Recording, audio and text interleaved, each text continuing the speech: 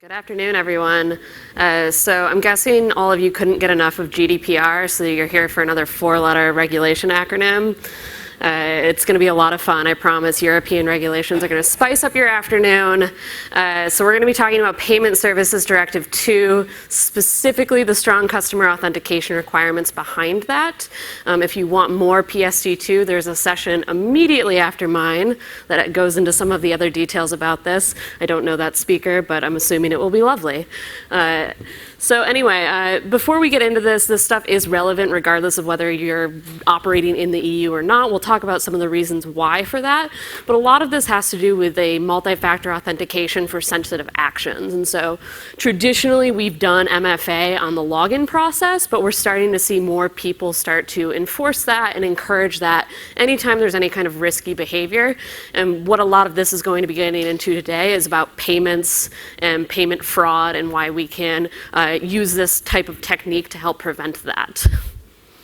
So my name is Kelley Robinson. I work at a company called Twilio. Just lost the slides.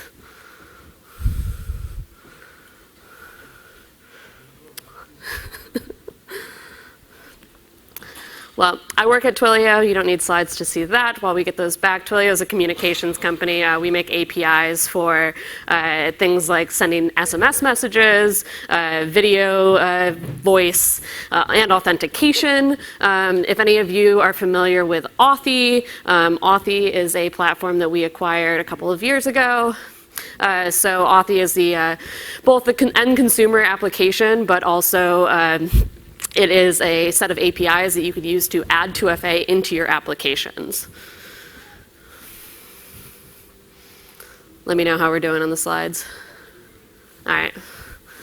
Cool. Well, I'm just going to skip through some stuff, and you're just going to have to imagine the graphs that talk about how payment fraud and payment account takeover is a $5.1 billion problem. So people are losing a lot of money on this right now. And so this is something that we saw it dip a little bit in 2015. And so that was when chip and PIN was introduced in the US at least. This is something that Europe has been doing a lot of already, but there we go. Slides are back. So 2015, we saw that dip off, but it's increased back since then because basically fraudsters have figured out ways to take money out of people's accounts, and a lot of this is the account takeover process. So we're thinking about people gaining access to accounts at the login stage. We're talking a step beyond that today in terms of how we can prevent this type of thing from happening once a user is already logged in. So essentially the European regulators took notice and they started coming up with this new regulation on the Payment Services Directive 2. Yes, this is an evolution of the original Payment Services Directive. Let's talk a little bit about that. That was from 2007, and the goals with that were a lot to unify European payment markets. This really wasn't that long after the euro was introduced. The goal was to create a single payments area within Europe, and so that people could more easily transact in that economic region, and so that they could more inspire innovation in the payments sector. And so they started to basically encourage open APIs so that companies like PaySafe and TransferWise and Klarna, which are all household names in Europe now, really sprung out of this kind of new regulation. Of course, the banks aren't super happy about this because they lost some of their walled gardens in Europe. They lost access to some of their proprietary data. But it really was better for the consumers because now we have applications that make it a lot easier for European consumers to transact across borders and boundaries. And because of some of the regulation, basically this paved the way for companies. Any company with the right authorization could become a payment institution and all of a sudden have the same kind of abilities to either conduct payments or become an e-commerce provider or something like that, as some of the banks did. So that was 2007, 12 years ago. What's new with PSD2? So this regulation was actually from 2015, and so it is an update to a lot of these laws. There was an emphasis in this update on the online transactions or card not present payments. And so the idea, even in 2007, we didn't have quite the same proliferation of smartphones at that time. We didn't have quite as many people doing online shopping. So you can think about how the world has evolved in the 8 years between those two regulations. regulations, a lot more people are moving to online payments. A lot more fraud is going to be associated with that. And so a lot of these regulations were updated to address that. And so 3 of the pillars of the new updated regulation. One is a lot of around the open APIs. I believe the talk after mine will be talking more about that. 2 around data encryption, and so basically making sure that data sent over these types of channels is encrypted appropriately. And then the 3rd pillar is really around this strong customer authentication. So you're like, cool, Kelley, this is from 2015. Like, a lot of this went into effect in 2018. What's new now? Why are we still here talking about this? So there is one thing that actually hasn't gone into effect yet, and that is this strong customer authentication requirement, which basically requires multi-factor authentication for all payments over 30 euro starting in September of this year. So you got 2.5 months. Cool. So if you do any business in Europe, this is probably going to apply to you. And this is something that you're going to want to be thinking about. Don't freak out just yet, because there's a lot of ways that you are able to comply with this, and there are some exemptions for certain types of business. However, this does apply in 3 different scenarios, and I think this is important to note because option B is the one that gets a lot of the focus right now. And so the 3 scenarios where strong customer authentication applies, and so is this if a user accesses its payment account online, and so this could be something like accessing account statements or transaction history. The second, again, this is where a lot of the focus of this regulation is falling currently, is if the user initiates an electronic payment transaction. So that's purchasing something, sending someone money. And then C, this one is a little bit harder to interpret, but basically any kind of like risky action through a remote channel that might be correlated with fraud. And so this could be something like adding a new payee on your account, changing the shipping address of something. You can think of it like that. Things like that might be subject to this regulation as well. So that's where it applies. Now, what do you have to do in order to comply with it? So the idea is that you have to basically do authentication on the transaction when it happens, and so you have to use multi-factor authentication for that, with the assumption that you're already logged into a session, you've provided a password for this, you need the second factor. Quick review of like what the factors are that we have available to us. So we have knowledge factors, so that's something that you know, like a password. Possession factors, something you have, like a key or a phone. And finally, inherence factors, and that's something that you are, fingerprints, retina scans, that kind of stuff. I do like to quickly say, unless you are a device manufacturer, please don't store biometric data on your servers. I don't want you to open yourself up to that kind of risk because you don't want to get hacked, and I don't want you to get hacked or have access to my biometric data unless it's just on a device that I have in my possession. So a lot of this is going to factor, we're going to be thinking about the possession factors. A lot of the solutions for this fall into that kind of something that you have. And this already happens in the world of physical payments. This is something that we've been doing for a long time. So chip and pin, mag stripe and pin, this is something that customers are already familiar with. That is something that you have and something that you know. There's already that kind of multi-factor for payment. But this is something that we're going to start enforcing in the world of online payments, at least in Europe. September 14th is the deadline here. This is a big deal. And I don't think a lot of people are still aware of this. There's awareness numbers that are always changing, but it's still, you know, there's a lot of people that haven't implemented a solution or aren't aware that this is something that might affect them. I don't know if it's that they're trying to test how quickly or the fines that they're going to get, or if they don't, we'll see how the European Union decides to actually enforce these regulations. But September 14th, SCA, any payment that requires SCA will start to be declined by banks. Like I mentioned, this isn't just for the EU. If you are a US company or a company that operates in other parts of the world, other regions are introducing legislation for this.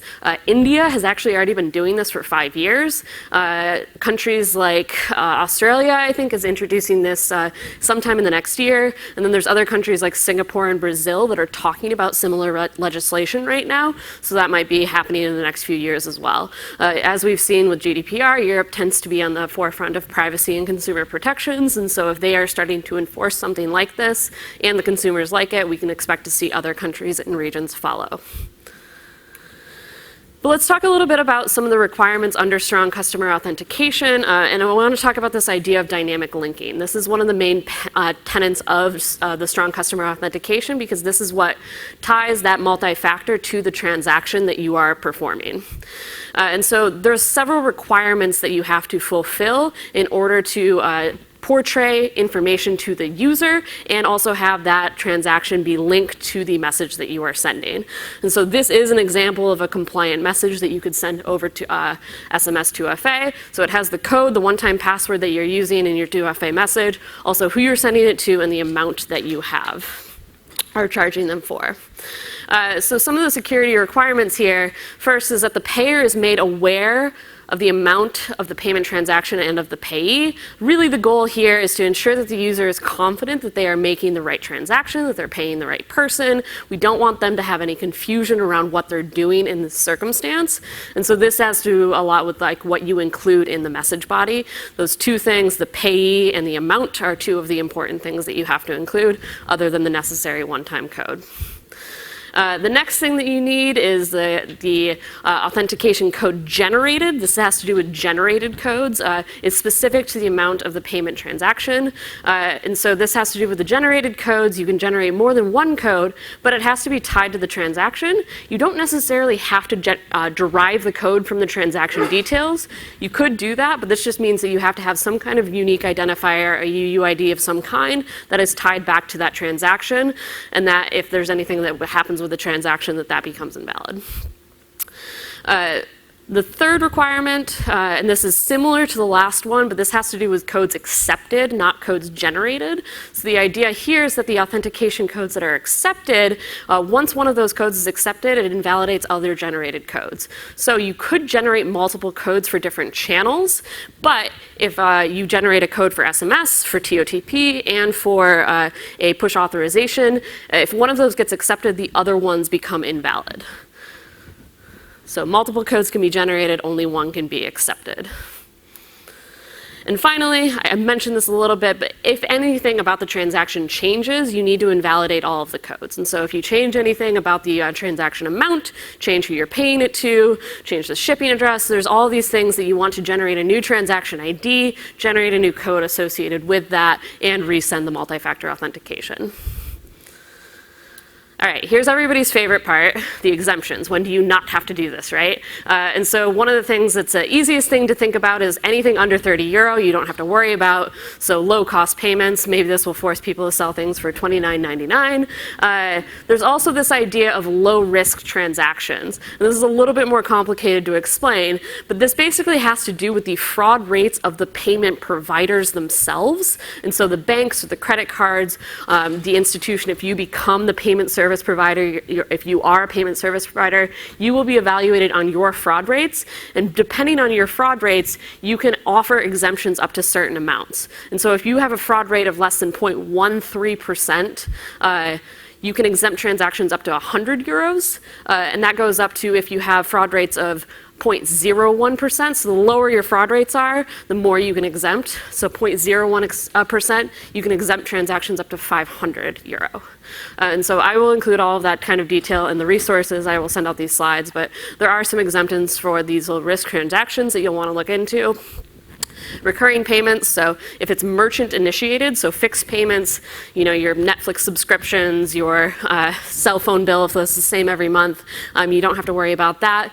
Variable recurring payments, so something like a utility bill that changes month to month, but you've authorized that to be charged every month to your credit card. You don't have to do the second factor for those types of payments either.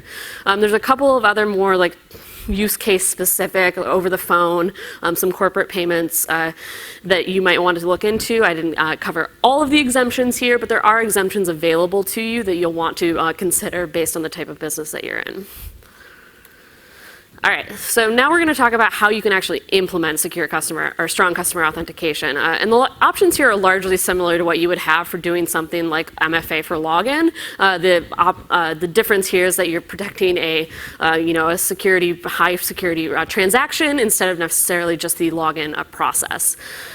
So the first one that a lot of people are using is this idea of 3D Secure. 3D Secure has been around for many years. Version 1 is still around. They're working on version 2 right now. Version 2 offers some better user experience for the end user, doesn't make you redirect to a new page, offers a modal, offers some adaptive auth. The adaptive auth that version 2 is going to offer basically will do a risk analysis of the transaction and decide if they need to do that second factor of authentication. That doesn't always apply for secure or strong customer authentication, because unless it qualifies for one of those exemptions, you still need to route the user to that second factor, to the multi-factor. You have to get them to use the one-time code. So this is something that you would use in terms of the rest of your credit card payment flow. If this is something that you've implemented yourself with a credit card provider, you're going to be charging per transaction the credit card fees that you are already doing. I don't know exactly how much that costs, but it's going to be on top of whatever you're already doing in terms of offering that to your customers if you offer credit card payments. Next option, everyone's favorite form of 2FA, SMS. So yes, this is a more insecure option, but it is also a lower friction option, and so we still see a lot of people that basically require this. But I will say, I was giving this presentation to a European audience last week, and some French developers told me that France is actually not allowing SMS as an option for strong customer authentication. Implementation of this type of stuff was left to individual governments in Europe to decide how to interpret and enforce. So this is fun. Unfortunately, I haven't been able to confirm that with other regulations. I haven't dove into French government regulatory requirements yet, but this is something that you might have to keep in mind, that you might have to offer more than one type of channel to your users, because some of these might not be compliant based on the countries that you're operating in. But this is, the low friction option. You can also easily include that information in the message body that has stuff about the dynamic linking requirements, the payee, the transaction amount, and that type of stuff. Transactional TOTP is another option. This requires an authenticator app. One thing that you will have with this, it does work offline, which is really nice. So this is based on top of the transactional, or the time-based one-time password standard. So this is an RFC, takes the current system time and a secret key, generates a code. This is definitely more secure than SMS. I'm going to show a quick demo of how this works.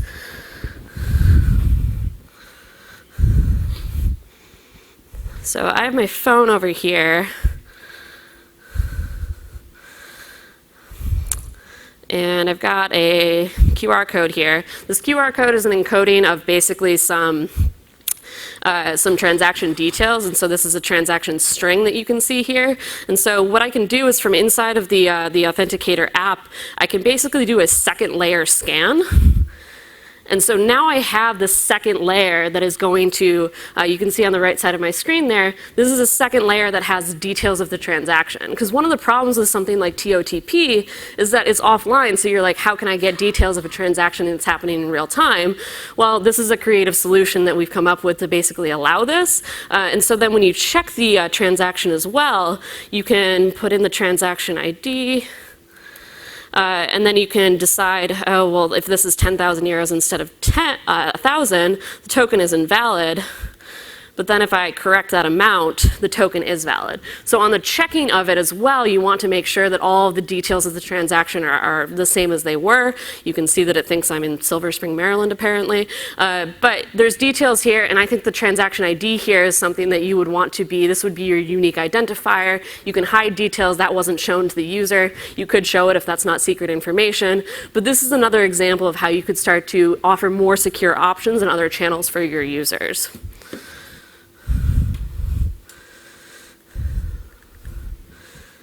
Go back to the presentation. All right.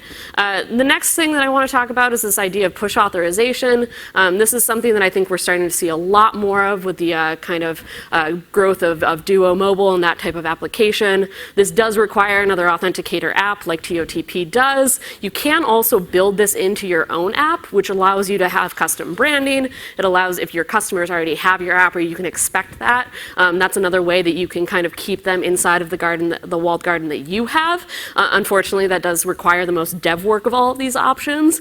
This is an option that is cryptographically most secure, which not only sounds cool, but is true, because it basically means that you can't have the type of man-in-the-middle attack that you would be able to have with something like SMS. And so push authorization uses public key cryptography, so the private key is only stored on the device. So when you hit deny or approve on that request, what you're doing is proving that you have access to that device. This offers a really seamless user experience, and we see a lot of people that like this because it allows them to only tap one button. It's a much faster thing than typing in a code, and it's also good for you because you can actually build in the same kind of response that you would build to the approval flow. You can also build in a response to the denial flow. And so if you see a lot of people that are hitting deny often, this is one of the only options of MFA right now that allows you to build in something for like that denial flow, because you can't do that with something like SMS or TOTP. But of course, and this is great if you were in the last presentation because we said the exact same thing, like any kind of security is going to introduce more friction, right? And so part of this goal is, we want to make this a little bit more friction for people because friction also will deter attackers. But in this kind of case, if you're using this for any kind of e-commerce type situation, this is also going to mean that people are going to abandon your carts because time is money here. I think 3D Secure ran some research and saw that there was an 11% drop off when people would hit that 3D Secure second factor, and 11% drop off before they would actually check out of their carts. And so you don't want to lose 11% of your sales, and so you want to think about this as you're building these workflows. You need to think about how you can offer users kind of assurances that this is working for them, offer them multiple paths, multiple channels in case situations arise where they don't have access to their device, if they don't have access to connectivity to that kind of thing, they might have different situations there. It's interesting because one of the original goals of the Payment Services Directive was to speed up payments, and this is actually kind of slowing it down. But the difference between 2007 and now is that in 2007, they were like, we just don't want it to take like 5 days for you to transfer money. We want that to happen like real time. And so this idea is, like our idea of what happens fast now and what slowdown is a little bit interesting to see how that's changed in the last decade or so. A couple of considerations that you're going to want to take, and this is going to be very dependent on the type of business that you're in. So if you are a payment service provider, I hope you're already thinking about this, especially if you're operating in Europe. If you have a payment service provider that you're using, so if you're using something like Stripe, congratulations, Stripe has a lot of really good solutions for this that you probably won't have to do too much work in implementing. If you deal directly with consumers, that makes your life a little bit easier because you have that kind of one-to-one relationship. If you're in the hospitality industry and you're dealing with like online travel agencies or corporate bookings or that kind of stuff, that starts to introduce more friction because all of a sudden you're not dealing with the end consumer that might have the credit card that's actually buying the thing directly from your site. There is an exemption around corporate bookings that I'm not totally like nailed down on, and so if this is something that applies to you, I would definitely encourage you to check that out. And then the last one that I want to mention is just, do you process payments immediately? Is this something that it's a very like synchronous process? If you're an online retailer, is this something where you can wait until somebody has approved your amount and then they will only be charged for that amount? Or are you like working with some kind of like a car dealership or a car rental agency that puts a hold on someone's account and will charge them a variable amount based on how many miles they drive or how much gas they use? So these are types of considerations that you're going to have to make depending on the type of situation that you're in. There's a bunch of resources, and again, I will post these slides immediately following this to my Twitter so that you can have access to them. So basically, ideas around like what this stuff is, what it means, tons of great documentation on I definitely encourage you to check out Stripe for more details about just like what this is, and then implementation details depending on the path that you want to take. I'm obviously most familiar with the Twilio path of that, but I can definitely recommend you the solution that would be like most appropriate for your use case.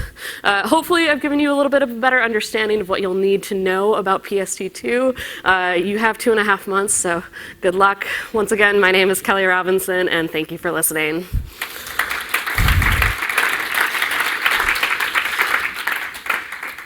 I only have like 30 seconds for questions, so I'll take one.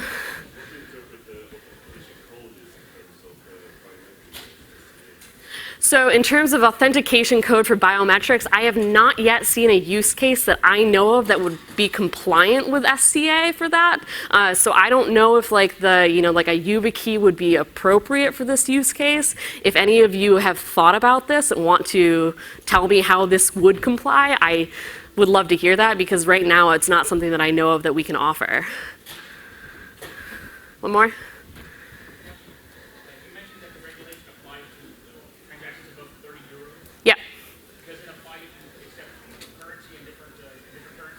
So the euro transaction is like the level that they're setting it at. I'm assuming that they're doing some kind of like, yeah, they're basically doing some kind of, words are escaping me right now, but yes, that. Yeah. Just a comment really. A recent survey has stated that SCA introduced in the time frame it's been mandated for the 14th of September is likely to cost the industry something in the region of 65 billion euros in failed transactions. 65 billion euros in failed transactions. So actually the most likely thing is that that deadline is going to get extended, but it's to some extent. Yeah. Well, the deadline hasn't been extended yet, unless it happened today, and I haven't checked my email. But yeah, so this is something that I just like don't think that there's as many people that are aware of it as like there otherwise should be, and so definitely something to look into, and hopefully that deadline will get extended. Awesome, thank you.